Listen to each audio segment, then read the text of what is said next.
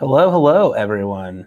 It is a wonderful Wine Wednesday here at Portland Cocktail Week, Portland Cocktail Week Distance Learning. Today we are going to explore the Loire Valley. We got an amazing master class with Arnaud Saget, which I cannot wait to tell you a little bit more about him. But first, I want to remind you that we have a quiz for this class, and 50 people will be jumping in, taking that quiz, and getting a wonderful prize package of all the wines that Arnaud is going to talk about today. You can see that at pdxcw.com/Loire Valley, right down there, and that little guy over there. And today, I want to tell you a little bit more about our guest, Arnaud Saget. He has worked in various parts of the wine industry. He is the proprietor of Saget La Perrière. His varied experiences have allowed him to understand the consumer's expectations and the many differences in the various wine markets. Following his formal training, Arnaud joined the brand's export department. I know he's an expert, but he also worked in the exports. Arnaud is also involved in many other elements of the business, including vineyard training policies, the blending of wines, the formulating of global marketing strategy of Saget La Perrière. Arnaud and his brother Laurent represent the third generation of this family-run company. Both brothers strive for Saget La Perrière to be the emblematic of the very best wines in the Loire Valley. How are you, Arnaud? I just spoke a lot about you. How you doing? I'm very good. Thank you, Michael. Thank you for the introduction. I'm very good. I'm very, very excited to be with you today. That's a nice opportunity for me to explain a little bit the Loire Valley, the winery, and the family, and I hope our guests will enjoy. Oh, so do I. And I mean, are you excited for all these people to take this quiz? We're going to go over a bunch of information, but we're going to get some wine in people's hands. Exactly. I'm excited about that for sure. I can't wait to get my hands on some of these. So whenever you're ready, if you want to jump on in, I'm excited for you to dive in and tell us a little bit more about the Loire Valley. Sure. Thank you again, Michael. Thank you for everyone for watching. I'm very happy again to be with you today and to be able to introduce you our family company and more generally the Loire Valley, talk about the Loire Valley today and its wines. So, as Michael said, my name is Arnaud Saget. I'm one of the owner of Saget La Perrière. That is a company that is based in France, in the Loire Valley, and our head office is actually in Pouilly-sur-Loire, which is a very, very small town in the eastern side of the Loire Valley. And this is actually the home base of my family for many generations, but I will come on that later. So, as you can see on this first slide, there are the three of us. So, my brother Laurent with the curly hairs, and my dad Jean-Louis, that is not in the business anymore. He get retired about a year and a half or 2 years ago. So we are now the two of us, Laurent and I, to manage all the business together, the vineyards and everything. What a beautiful picture! That's a family portrait. Like look at that. Yeah, that's a nice shot, and that's a shot that was taken actually in one of our vineyards in Sancerre. On this picture, you can see in the background the little hill, the hill of Sancerre actually, which is kind of famous. I mean, when you have the postcards, you have always the little mountain or hill of Sancerre. So that's what we see on this picture on the background. So in terms of responsibilities, I would say, so my brother would be more in charge of all the viticultural processes, so all the technical side of the business. So we'll be working with our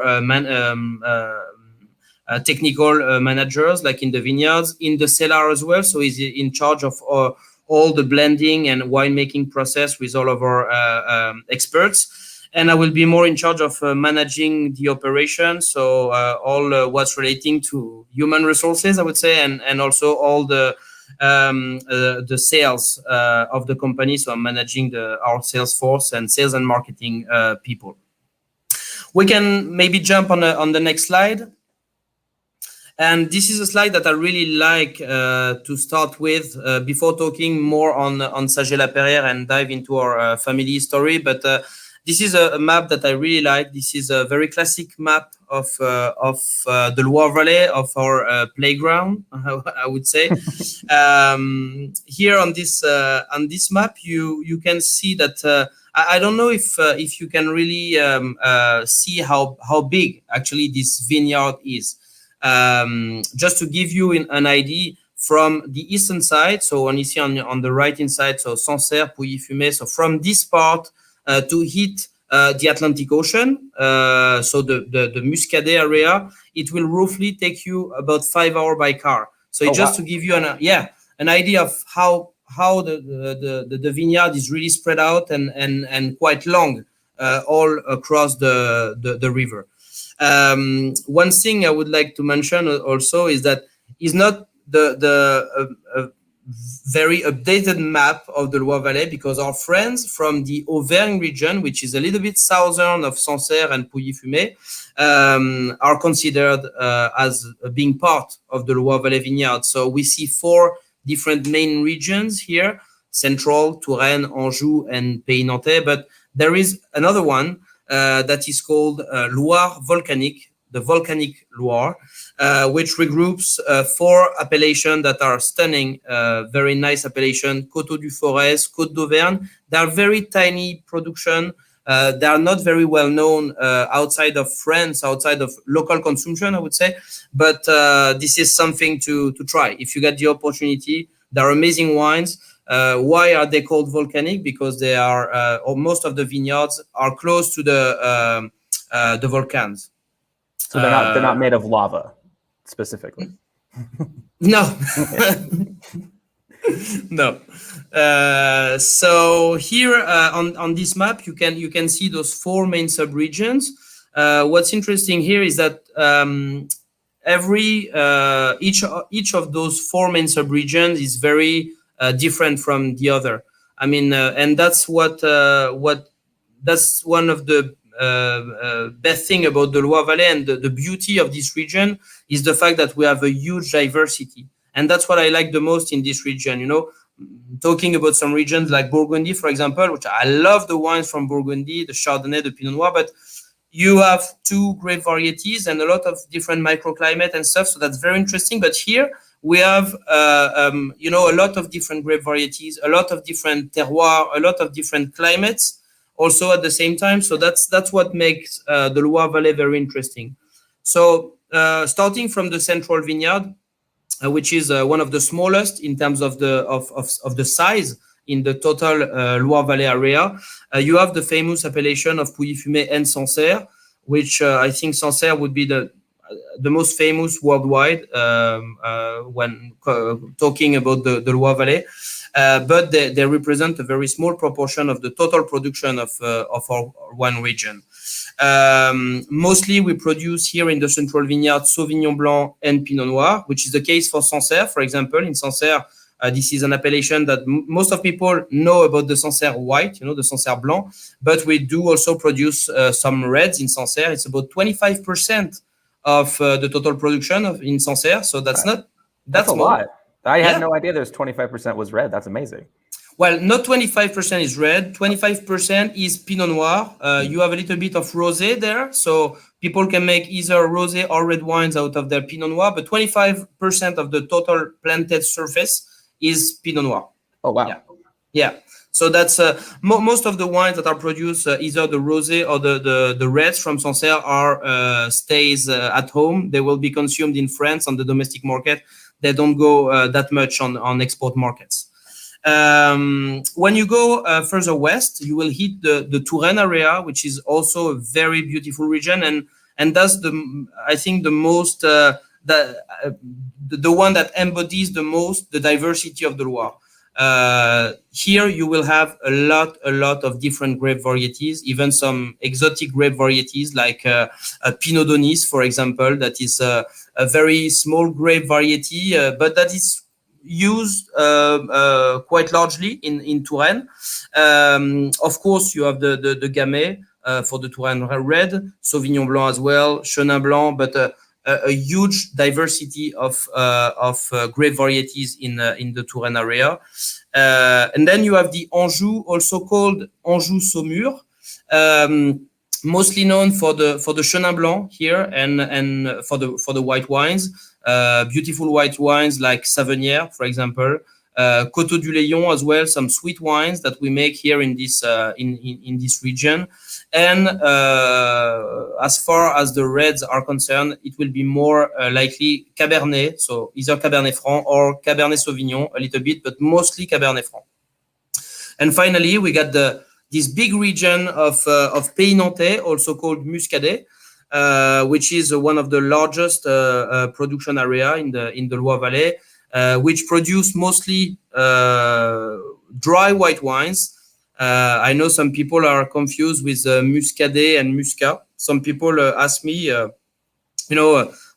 really love the sweet wines from Muscadet, but that's not going to happen. That's only dry white wines.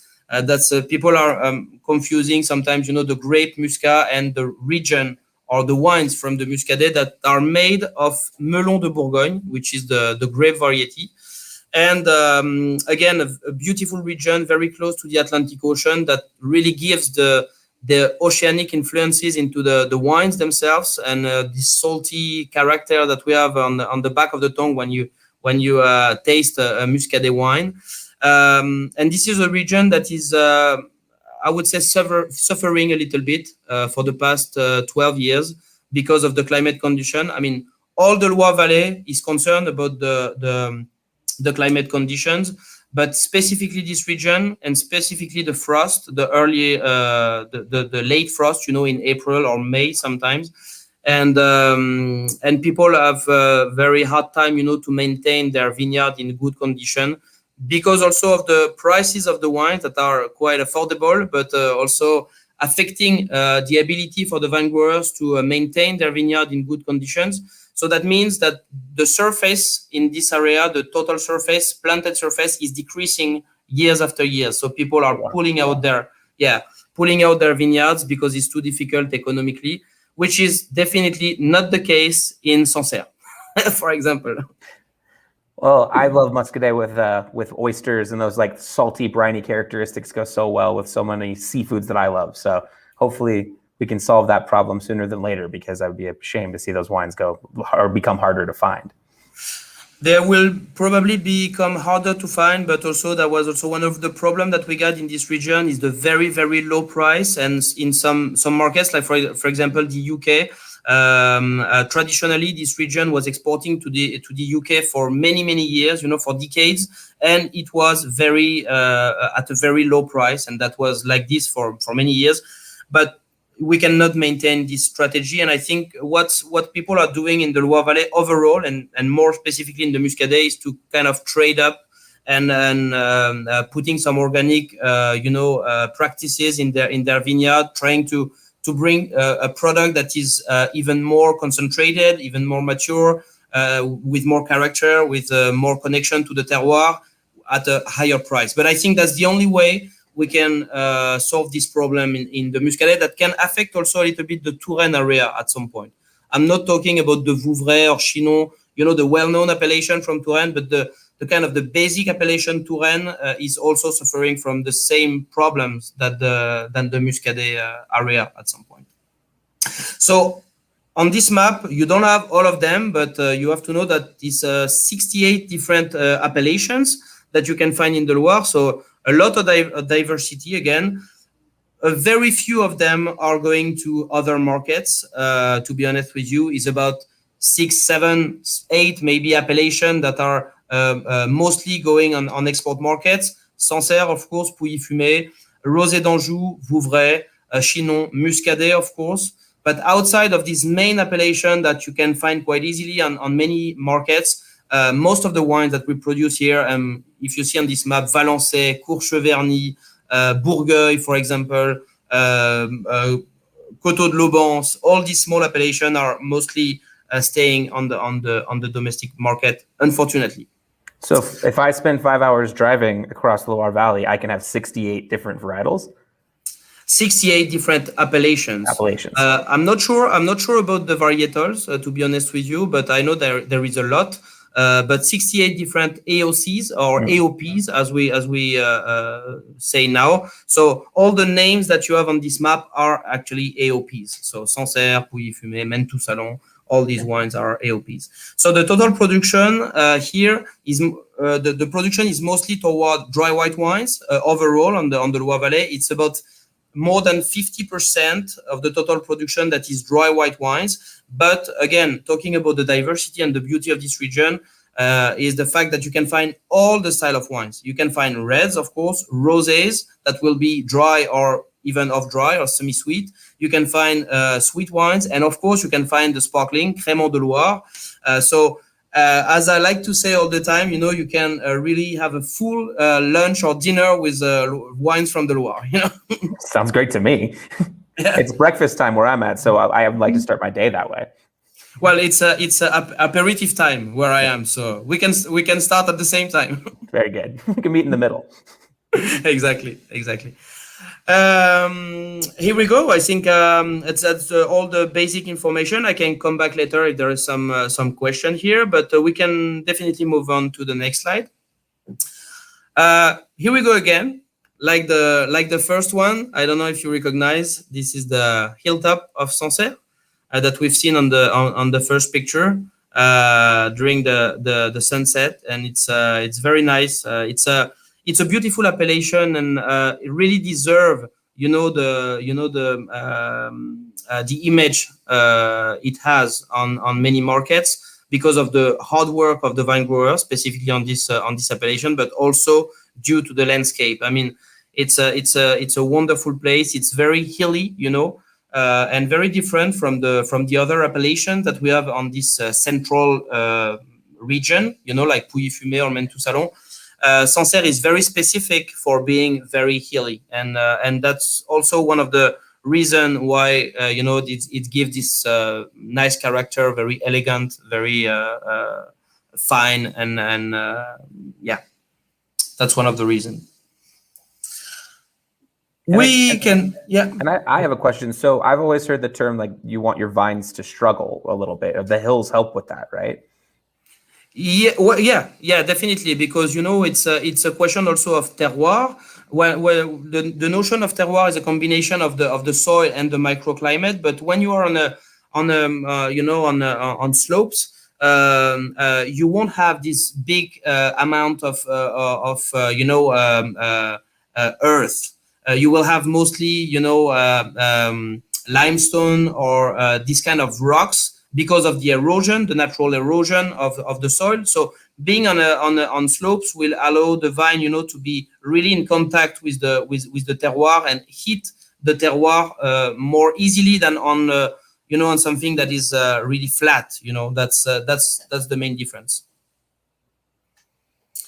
Amazing. Here we go. We can jump on the next slide, and I think it's a slide showing other pictures of the family. So on the top you will see some very old pictures of family members. So you see this grandpa with the hat and with the baby in his hands. So the baby in his hands is actually my dad. Oh, wow. with his grandfather. So it's actually more than 3 generations. We own vineyards in the Pujifume area for 9 generations actually. So wow.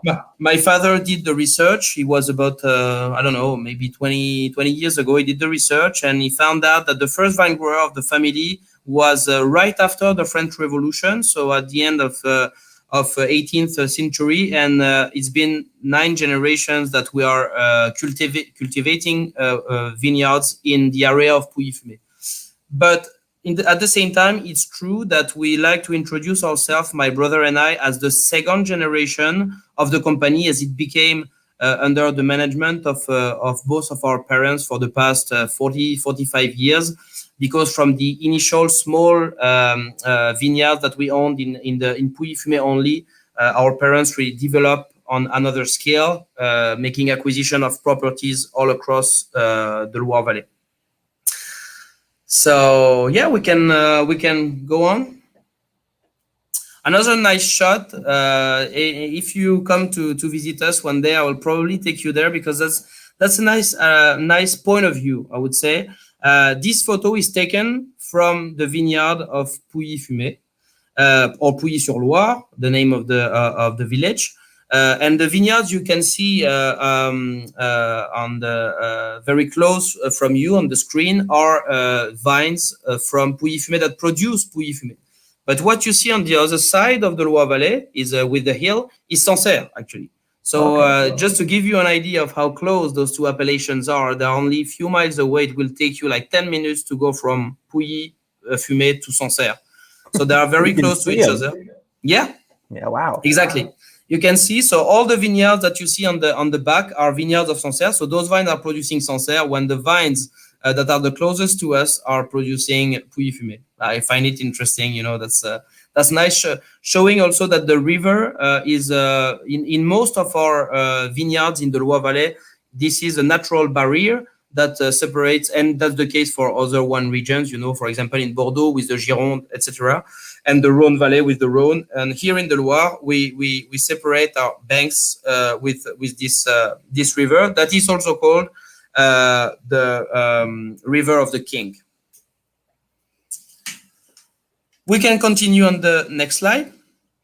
So this is another map, more relating to our activity, more relating to Saget La Perrière. So we just put the information related to Saget La Perrière on this map, and it's showing you our various properties. So as you can see, it's very clear at the first glance that most of our operations are located in the central vineyard. That's where we are originally from for many generations. So that's normal that we have most of our operation in this area. Not only wine properties, as you can see, we also run hotels in this area for wine tourism purpose. So anytime you want to visit this area, you know where to stay. Yeah, one-stop shop. I love that. Exactly. So we have 3 estates in this area. And the Domaine Saget being the historical estate of the family, we run about 55 hectares of vineyard in Pujifume, which makes us one of the largest producer in the appellation of Pouilly. And we run 2 properties in Sancerre, La Perrière, that we're going to talk a little bit later, and Domaine de Terre Blanche, that is not exported yet on the US market, which is the case also for the other estates. Domaine de Terre Blanche, that is a smaller one, more, I would say, high-end, and mostly on a very different type of terroir. So talking about the terroir we've got on the central vineyard, we have 3 main type of soil. We have the clay, I would say clay sandy soils. We have the limestone type of soil, and we have also the flinty type of soil, so silex. So those are the 3 main type of soil. We are a lot of different variation around that, but those are the 3 main type of soils. They are the same on both appellations of Pujifume and Sancerre. What makes the difference between those 2 appellations, as I explained previously, is the situation of the vineyard and the fact that Pujifume is relatively flat compared to the Sancerre vineyard that is more definitely hilly. And the 2 differences between our estates are purely situation of the plots, of the parcels, and the type of soil that we got. When on La Perrière, we are definitely more on the flinty type of soil, which give a very nice personality to the wines. And on Terre Blanche, we are definitely more on limestone type of soil, which gives a very nice also, but a very different personality to the Sancerre that we produce under that label. When you move further west again, you will hit the 3 other regions, and you will see that we have a property in each of those regions. So Domaine des Grandes Espérances in Touraine, Château de la Mulonnière in Anjou, and finally Locus in Muscadet, which is the last one that we acquired. That's the only acquisition that we made with my brother out of all the other that were made by our parents. Locus was bought by my brother and I 2 years ago. And it was a very clear and strategic acquisition to us because now with our implantation on this on the Loire Valley territory, we are the only one family-owned company that has a property in each of the 4 main subregions of the Loire. So that's what makes us different from our competition or our colleagues, as you want. But this is a very important point to us, and that was, in a certain way, we didn't change the vision of the vision our parents had in the past. The idea of my father was always to create, a full and interesting and diverse portfolio of Loire Valley wines. So the vision remains the same for my brother and I, and that was something to be done to make an acquisition in the Muscadet area, which was the only one we didn't have our own property. In addition to our, go ahead, please. I just had a question about like the temperature variation. So, I mean, what's the fluctuation between the western points and the eastern points? Just to understand, I know the terroir and the soil itself is different, but what's the temperature fluctuation? There could be a fluctuation, for example, between the Muscadet and the central vineyard. That would be maybe 2 or 3 degrees Celsius difference between those two. But I would say we cannot really talk generally about that, because it's more of a global climate that we got over the Loire. But if you go to very specific parcels or points within each of the region, you will see a lot of variation. I mean, in Sancerre itself, you will have some parcels that will be like 2 or 3 degrees different than others. Oh, wow. You know what I mean? Yeah. Yeah, so just an elevation change and kind of where it's located. Exactly. Elevation, more exposed to the wind. Many explanations that can occur, but this is true that in Touraine, for example, we have a continental climate, so it's very, very hot during the summer, and it could be really, really, really cold during the winter, and that's where we got also problems of frost. For example, in last April, we went down to, I don't know in Fahrenheit, but it was minus 7 or 8 Celsius, which is very cold, especially for mid-April, So that's the kind of climate that we can have in Touraine. For example, we have less temperature variation in Anjou or in Muscadet, for example. The proximity with the ocean preserve those 2 areas from a huge temperature variation. But Touraine and Central Vineyard, definitely we got big gaps between summer and winter. So overall, we manage about 300 hectares of vineyard split on those 6 different properties. Wow. All of our estates are HVE 3, which is a very nice certification, more kind of eco-friendly certification. And the vision of my brother and I is to turn at least all of our estates, all our vineyards into organic within the next 4 to 5 years. So the process has already started with the Touraine property, which is already certified since 2019 vintage. 2 other properties, the Domaine Saget in Pouilly will be certified starting from the 2021 vintage. Locus and Domaine de Terre Blanche are in their 2nd year of certification, and we have Château de la Mulonnière that we got to start the process from next year, and that will take us 3 to 5 years to get organic. But the idea here is to really have a high-end portfolio of Loire Valley wines through our estates, being at least organic. When I say at least, it could be at some point for some of them biodynamic as well, because that's amazing.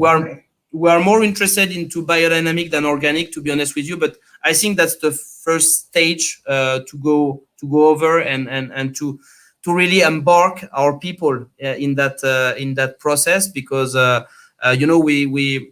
we cannot be everywhere with my brother, and the people that are working with us, they need to be really behind us and behind the project, because it's a lot of effort, to train your vineyard organic, especially in our region with a lot of, rainfall. So you got to go in the vineyards very often during the spring, to train to work out the soils and all these things. So if they are not comfortable with this new process or new way of doing, it's not something that we want, to force. They have to understand what's behind. So that's why we take our time, and biodynamic is already in place in Pouilly, for example. Will be in Touraine very soon, and step by step with all the other colleagues, we will put that in place. Do you find any I mean, it's centuries of tradition making wine here. Is there any kind of pushback, or are people excited for these new changes? I think most of people are excited because there is I guess there is a virtual cycle behind that, you know, and I think the new generation, talking about the new generation, I think the people from my age, you know, born in the 80s, you know, that are coming back to their estate.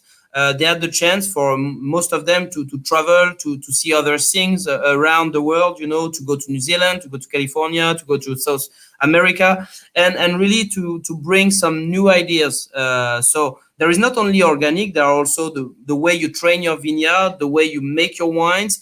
And I think people are excited about the new project. The only problem that we got, I mean, that's not the good word problem, but that's a generational problem. Right. And we didn't have this issue with my brother, and that's a chance because I think our dad was primarily an entrepreneur, you know, and I think he let us do our thing very, I would say, easily, which is not the case for many of my friends. You know, it's still an agricultural concept, and sometimes you still have, for people from my generation, for my age, sometimes you have the dad, but you still have the grandfather that is still taking all the decisions, all the things, and that's very difficult for them. That's very difficult for them. Yeah, well, we gotta get those sticks out of the mud. We gotta push them in the right direction, right? Yeah, exactly.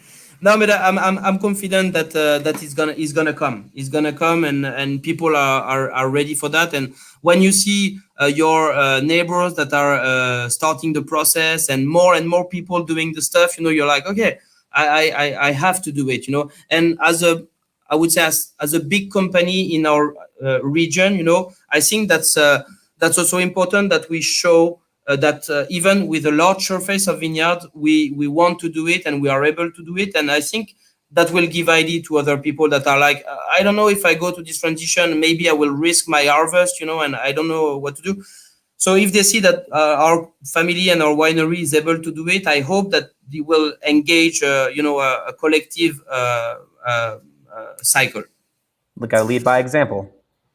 Yeah, lead by example, exactly, and that's what we try to do, and we always try to think collective as we do something. That's the case also in the hotel industry, that we run 2 hotels in Sancerre. We renovated one property in 2018, and it was, I mean, this is a real institution in Sancerre. It's called the Panoramic, and all of our colleagues from Sancerre, vine growers, they have their suppliers, their partners, their clients that are coming into our hotel, and that's a collective stuff, you know. And we have to upgrade the hotel at the level of the appellation, and that was an investment that we did not only for us but also for the well of the Sancerre appellation, and that's very important to us. Very nice. This is the mission of the family, but I already explained a lot about that, and I think we can definitely move on the next slide. This is a nice picture. I'm not sure I think we got a little picture of the inside afterward, but this is La Perrière, and La Perrière is probably the most strategic acquisition of my dad over the past 40 years. I talked about the Panoramic, the hotel in Sancerre that is an institution. We can say that La Perrière in Sancerre was and is still an institution. That's a very unique place, as you can see. We'll have a shot of the inside after, but this is a huge natural cave that was carved 200 million years ago, and that was used for many different kind of things. For sure, in the 15th and 16th century, by the monks to grow mushroom, to extract pieces of limestone to build the churches and cathedral around this area, and that's actually La Perrière means stone carrier. And this is a winery since 1834. So we bought that property from another family that was in the wine industry for many years, and that was also one of the family that were pioneer in the introduction of Sauvignon Blanc in the Sancerre area, which was at that time mostly planted with Pinot Noir, actually, with red grapes. So nice shot of La Perrière and the main entrance of the cellar. We can, yeah, thank you. We got the history of La Perrière, of the La Perrière brand, and here you have a nice shot of the inside. So we were outside before, we are inside now, and what's unique about that place is that we make all the winemaking process into that cave. There is no other facility, meaning that we press the grapes into the cave, and we vinify the wine into the cave. We bottle the wines into the cave. So everything's made into the cave. And the main entrance that you can see here is all naturally curved, meaning that it was surrounded by the Atlantic Ocean 200 million years ago. And when the ocean kind of went away from that place, it kind of eroded the rock and created that big hole into the earth. And we have no proof that there was prehistoric people into that cave. I wish, but we have no proof of that. But it's been here for many years. And I'm guessing that cave stays the same temperature all the time, year round. Yeah, exactly. And that's the beauty of that place. And that's not the best condition to keep the wines into their, cases, because, it's very humid. But for sure, to keep the wines, for storage is a perfect condition. High humidity, very low variation of temperature. And that's a beautiful place, actually, to make wine. And that's a perfect condition, I would say. So we acquired this property in 1996. So it's been a while since 96, and I remember at that time I was younger, and I was helping my parents over the weekends, and it was a place that we used to have over 40,000 people visiting us every year. Now it's changing a little bit because we changed the positioning of the brand, and we have less visitors. But most of the people that we have at La Perrière are more interested in the education about the wine. So not only coming, to have even if it's nice also, but not coming for a glass of wine and a piece of goat cheese, but more to talk about the wine, to understand what's behind the wine, and to buy wine, and so that's more this kind of clientele that we have now. In '98, my father created the iconic megalith, which is today the real icon of the brand La Perrière. You have a nice shot of a magnum here. That is a Sancerre that is partially fermented and aged in barrels, which is common, I would say, kind of common now for most of the producers in Sancerre to use barrel in their high-end cuvée, reserve. But at that time in '98, it was I would say a little bit visionary, to try that. And that was a success. In 2009 was an interesting year because we decided with my brother to launch a new range of wine under the Vin de France category that I will maybe explain a little bit later. But we jumped on that occasion to make an addition to the La Perrière range that was essentially Sancerre wines. To think about a concept of more of a brand than just a little winery. And we decided to explore other opportunities through La Petite Perrière and the Vin de France category that I will come back on that later. In 2015, we decided to include a Pujifume or a Blanc Fumé de Pouilly into the range of La Perrière.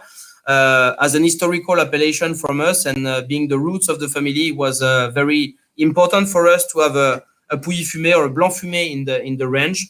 I don't know if you know the Blanc Fumé designation. That Michael. Oh, I'm familiar. Yes. Yeah, you're familiar. So because the Blanc Fumé, is the actually the original name of the appellation Pouilly Fumé. Most of the producer in Pouilly put Pouilly Fumé on their label, but the original name of the appellation that you can still use, you can use both actually. The original one was Blanc Fumé de Pouilly, and we can imagine that our friends from I don't know if it's Mondavie or Gallo with their Fumé Blanc, at some point. Absolutely.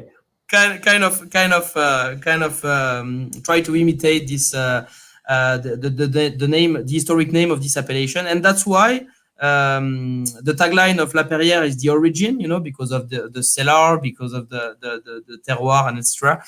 It was important to us to name it with the original name called Blanc Fumé de Pouilly. And 2020, but with the pandemic and all these things, we kind of stopped a little bit our investment. So that's not true, but we still continue to invest, and we still have this project in mind to build an hospitality room inside this cave for people to come all year long and to taste in very good conditions. Which is difficult, during the winter, because we have no tasting room. We taste inside the cellar. It's nice during the summer, but kind of cold and humid during the winter. So we want to improve our facility and invest in other assets for La Perrière. I can't imagine what that smells like in the winter. That like with the combination of the limestone and the wine and. Yeah, but sometimes, to be honest, it's difficult to taste the wine properly because you have so many, all around the cellar, that it's difficult when you put your nose in the glass. It's difficult to get the real essence of the wine with all these smells around. All right. And another shot, which is a picture of a part of the Pujifume Vineyard, and you can see on the back the top of the church of the village of Pouilly. And what you got in the middle is a very old Roman road, which was there for centuries, and we actually have a big parcel here on the left side, which is a beautiful parcel all on Chimay region marls. Chimay region, which is the same type of soil you have for example, in Chablis or in some part of Champagne. It's actually the same vein of terroir that is coming from Champagne through Chablis and goes to the Loire Valley in Pouilly and Sancerre.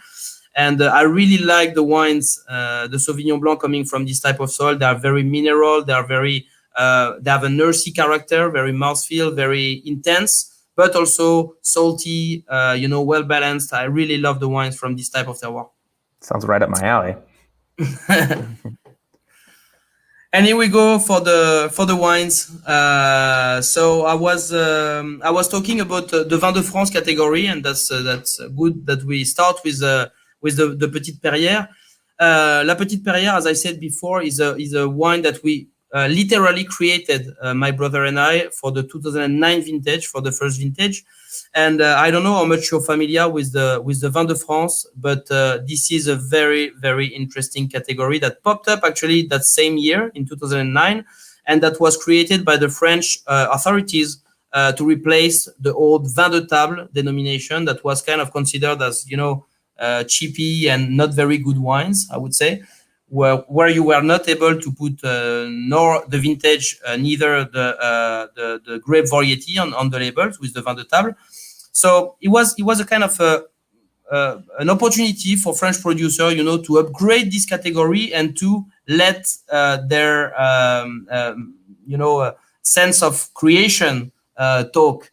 And that's what we found interesting with Laurent, is to be able, to source from different regions, not only coming from the Loire Valley, but to source from different regions and to give us the opportunity, first of all, to taste Sauvignon Blanc and Pinot Noir from other producing areas, such as the Languedoc, Burgundy, the Gers, which is southwest of France. So it was first interesting personally for us, but also to start thinking, what can we do with these different qualities of Sauvignon Blanc, of Pinot Noir, and what what kind of wine does it make if we blend them in a good proportion with each other? And that was the opportunity that was given to French producer and operators with the Vin de France regular denomination, and we really enjoy creating this product. We tasted a lot of different wines from many different regions, and we found out, to be honest with you, that this is what we think. This is our vision of what with our roots being on the Sauvignon Blanc and Pinot Noir producing area. This is our vision of what a straight Sauvignon Blanc from France should look like, And to be honest with you, the quality that we are able to craft every year and to deliver into that bottle is to me is touching more people. We have a much larger audience than it was, for example, a straight Touraine Sauvignon that is nice as well, but that will be more herbal, that will be more acidic sometimes, people say. But here, with the ability to put the right proportion of wines coming from the south of France, with more sunny character, with more power, with the right proportion of wines coming from Touraine, right proportion coming from Southwest, with another characteristic, you can really create a Sauvignon Blanc that is well balanced with all the aromas and the generosity from the south, with the minerality from the Loire. And I think that's a very beautiful opportunity. And for us, it became the range Petite Perrière, the only 3 SKUs, so the white, the red, and the rosé. Those 3 items became very important in our total turnover and sales. And the US market specifically is really dynamic with those products for us. Is about the half of what we produce every year. So 50% is sold on the US market. Wow. Because also we launched it very early in the US. It was 2010, and I assume we were one of the first Vin de France to be launched on the US market. Having all those grapes to play with and kind of create a rounder flavor and like more colors to paint with is awesome. Yeah, it's that's what we sometimes people are like I didn't mention before, but obviously that's clear now. But we are producer through our own estate, but we are also negotiant. That was the case for 40 years when my dad started his career.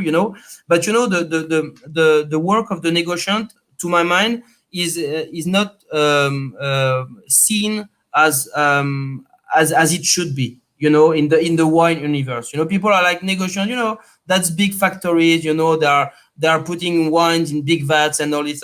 I can tell you one thing. Here, this is the perfect example of the work of the negotiant, and what a good work of a negotiant should be is selecting the best, making the best blending that he should do with his own experience, and skills. And to deliver the best product to the market, and that's the noble aspect of the negotiant, and that's something that I like to say when I talk with people that are telling me, Vin de France, wow, it's easy. You buy from the south, you buy here, you put them in the vats, and that's it.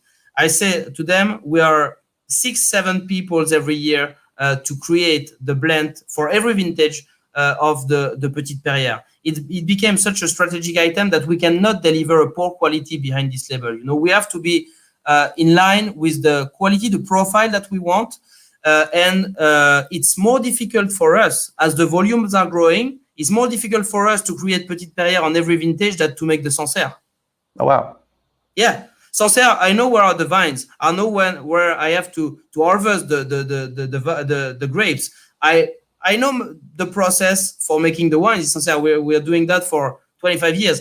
But here, every year, it's changing because the climate condition in all those regions is changing. The quality we have variation, of course, from one vintage to another. So to be consistent in the quality and the profile, it's a real hard work. And that's the noble part of the negotiant activity.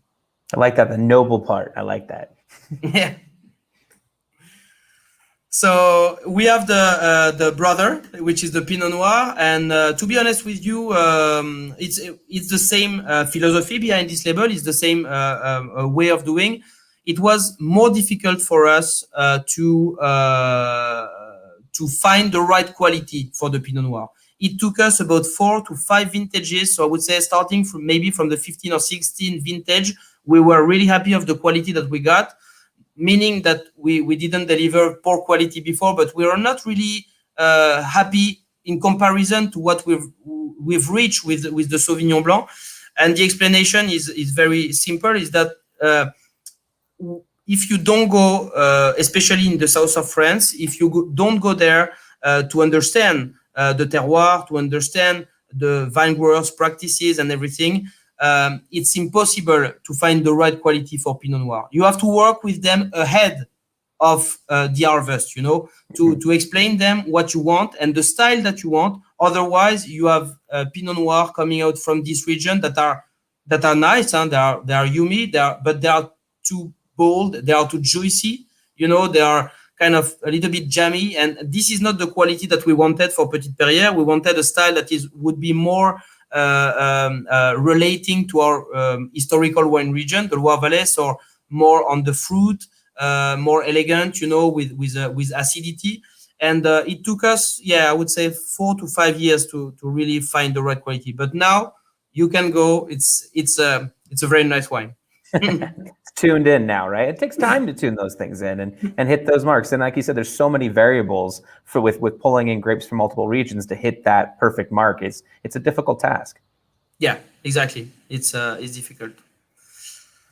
And we can jump onto the next one, which is I would say the king or the heart of the La Perrière range. It's the Sancerre.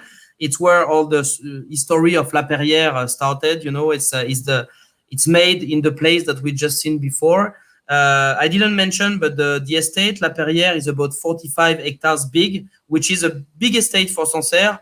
The average estate per producer in Sancerre is about 15, 18 hectares per producer. So that's quite of a big property in Sancerre. And here what we try to do is really to have a very classic style of Sancerre. We do not use any artifice, in the vinification process. We don't use oak. We don't use yeast for the fermentation.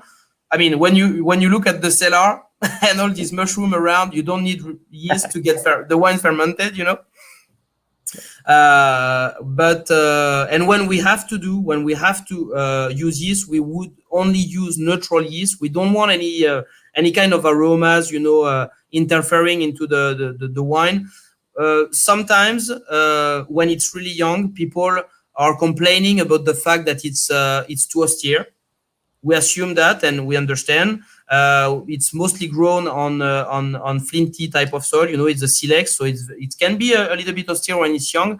But the true personality of this Sancerre is coming in the 2 years, 3 years after the bottling. So when you find on some places Sancerre, I'm talking about La Perrière, but in general, when you find a Sancerre that is maybe 17 or 18 vintage, don't hesitate. I mean, that's something that you will probably like, with more character, with more. I know people are less and less maybe seeking for the last vintage on those items, but still, we still have those people. When is the 2021 ready? We didn't harvest yet.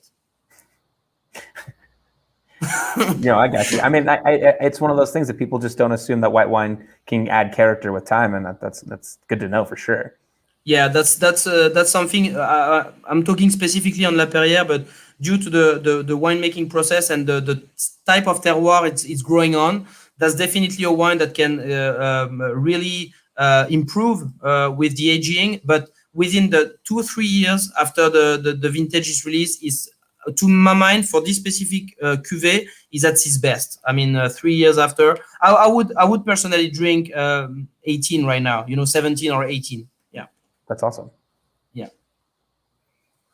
Here is the Blanc Fumé, which is the addition that we make in 2015. So the main difference between those two items is only the location of the vineyard. Of course, one is in Sancerre, the other one in Pujifume. The type of soil, as I explained before, the Sancerre will be more on silex, on flinty type of soil, when the Blanc Fumé will be more on Chimay region, so limestone type of soil. But the vinification process is similar. So I don't know if it's not going to be easy maybe on the US market, depending where you are in the US. But if you find a way to get those two bottles with the same vintage, is very interesting, because you will clearly see the differences between those two appellations with the same winemaker, same winemaking process, just by the difference of the terroir and the microclimate. And that's interesting. That's very interesting. It's so fun to taste that variation that just like the atmosphere around it can create. That's the fun of tasting wines for sure. We got the Muscadet, and as I said previously, very very close to the Atlantic Ocean. So this is the area of production. We wanted to make a Muscadet de Sévremen sur lit, which means on the lease that we have a regulation that imposes us to keep the wines on their fine lease for at least 7 months. That's why sometimes on the market you can find Muscadet that is a vintage ahead or something like this. It's just because we are not able to release Muscadet sur lit before April the year after. So that's that. Yeah. And that's, talking about the Muscadet, that's a very interesting region, because they have regulation for a wine that is very affordable in terms of price most of the time. They have one of the most strict regulation in all the Loire Valley. I mean, in Sancerre, for example, and we are working collectively on that. There are, it's on the table, and we want to make a kind of regulation between those people that put the parcels names on their label, or those ones that put silex or a kind of terroir on their label. But in the Muscadet, they didn't wait for that. I mean, in Sancerre, you can release your Sancerre as soon as it's ready. You can release your Sancerre in December, the same year, if you want to ship it early. But in the Muscadet, specifically for the sur lit method, the regulation tells you that you cannot bottle your wine before it has spent 7 months on the fine lease. So that's the regulation for that. And for the cru, in the Muscadet area, for example, Clisson, for one of the most famous, or Château Thébault, those cru, they are cru communaux, like in Burgundy, the cru system. They have to be aged 2 years before being bottled and released to the market. So that's how strict the regulation is in the Muscadet area, which is known for being, nice and wine to enjoy, at an aperitif or things like this. But they have one of the most strict regulation in the Loire Valley.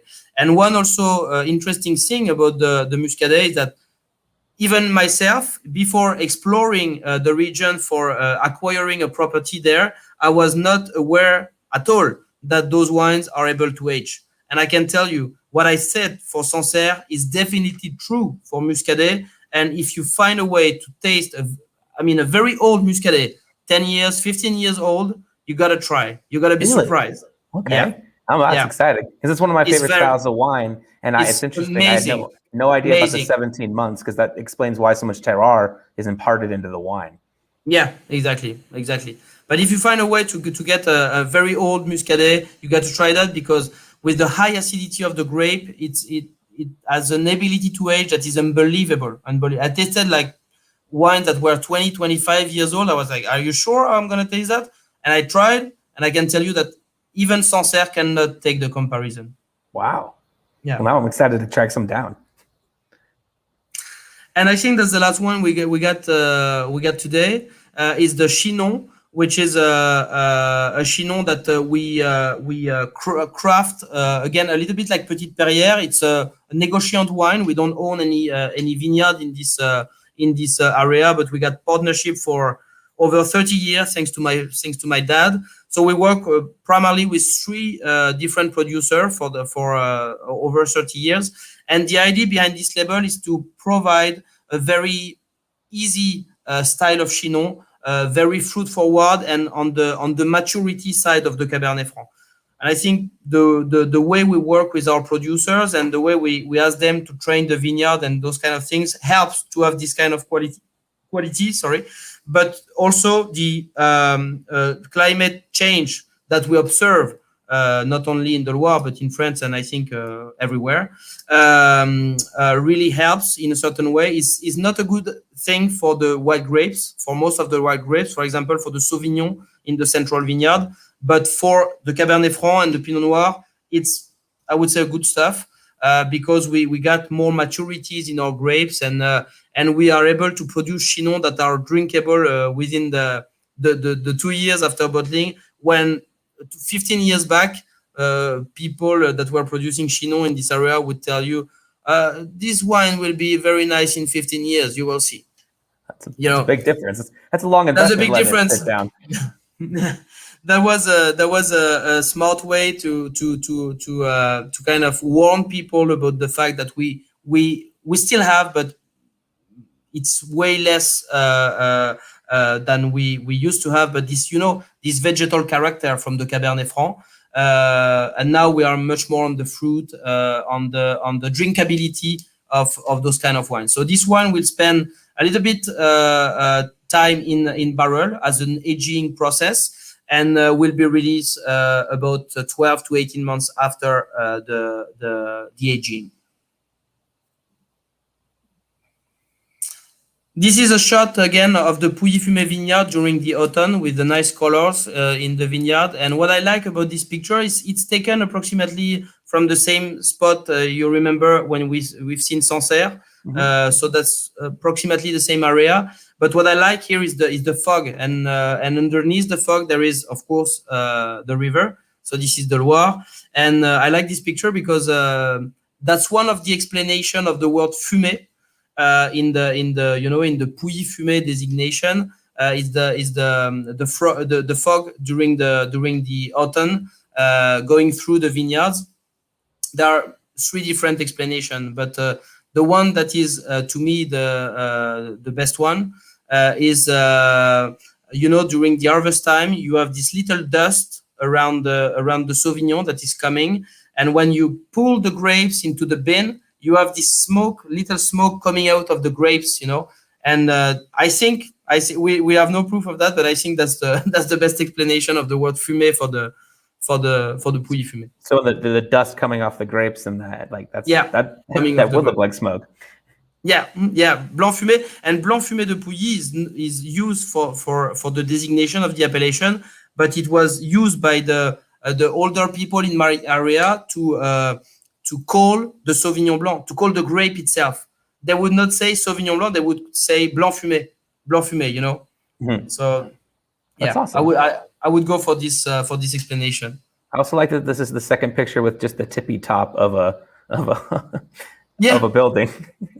Well, here is not even a house, is a place where the people working in the vineyards used to rest, when it was rainy, or to have their lunch or things like this. We have a little houses here and there in the vineyards, a little bit of everywhere. That's nice.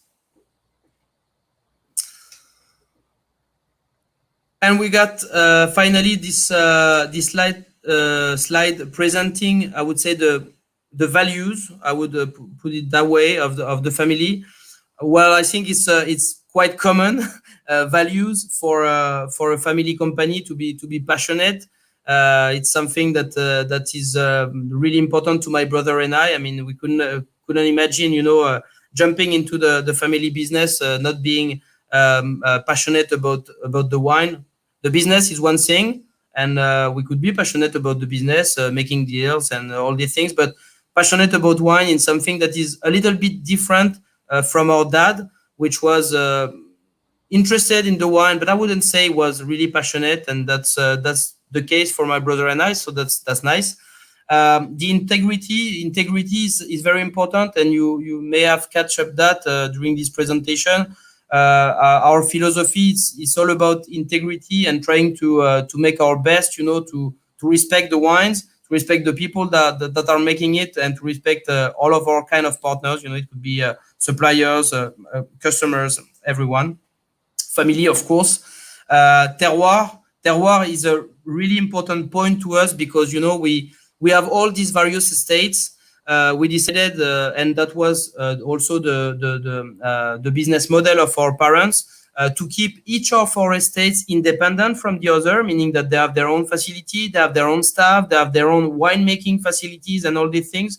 They have also different names, different marketing, I would say, the different labels. So they have, each of them have their independence in a certain way, and that's very important. And that's to our point of view, the respect of our region and the respect of our terroir. We could have taken another business model, which could have been to use our estates as a sourcing for a big brand, and that's not something that we chosen. It's much harder for us in terms of sales and marketing to manage all these brands and estates. But this is definitely more in connection to our terroir and the Loire Valley. And curiosity, of course, which is more specific with La Perrière that we've seen just before, and this unique place that we have, and I would be very happy to host you one day here. Oh, I'd love to get curious inside that cave. That's for sure. We want to taste everything. I also want to know what those mushrooms taste like. Yeah. All right. Well, Arnaud, thank you so much. We talk about a masterclass. I really would like to go to the Loire Valley, but B, have learned so much, and I appreciate it so much. If you enjoyed this class, please make sure you hit the like or the love button down below. You can leave some comments, but make sure you go to pdxcw.com/Loire Valley to sign up for that quiz. You just got all the answers. I was taking the quiz along. I definitely know you got all the answers. They're definitely in there. And 50 people will be getting to try all the wines that Arnaud just spoke about, which I'm so excited to try myself. I can't say thank you enough. Arnaud, thank you so much for your time today. What a blast. Anything you want to say to everyone before we go? I just wanted to say thank you for hosting me and for giving me the opportunity to do this presentation. I really enjoyed, and thank you for watching. And for everyone that is watching, you will be welcome in the Loire whenever you want. And you, Michael, specifically, of course. Oh, I'll bring a gang of people with me. We'll come and we'll get in that cave. So I appreciate you very much, Arnaud, and we'll see everyone next time.